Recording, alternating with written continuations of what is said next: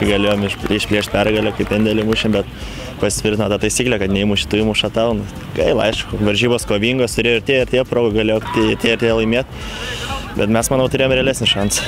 Pirmą kėlinį išėjom atsitraukę, davėm žaisti jam, antrą kėlinį šiek tiek pakalbėjom ir pradėjom žaisti savo žaidimą, turėjom irgi progų ir galėjom išnaudoti, bet varžybos tokios, kad pralošiu. Be abejo, visos dabar komandos yra apylygės, visom sunku kovoti, gali ir tie taškus simti, bet kelios varžybos paskutinės taip nepasisekė, gaila. Iš 6 taškų turim tik vieną dabar.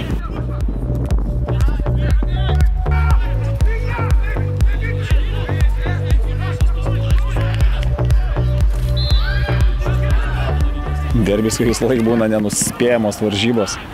Kažkam gali pasisekti, kažkas, sakau, tikrai nebuvo stipresnių priešininkai.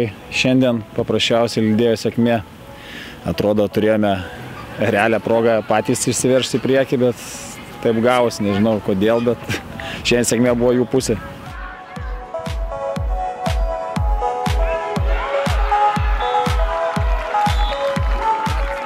Manau, kad žiūrovam buvo geros rungtynės, visas rungtynės buvo įtampa, o pritrūko futbolo dievų mūsų komandai šiandieną.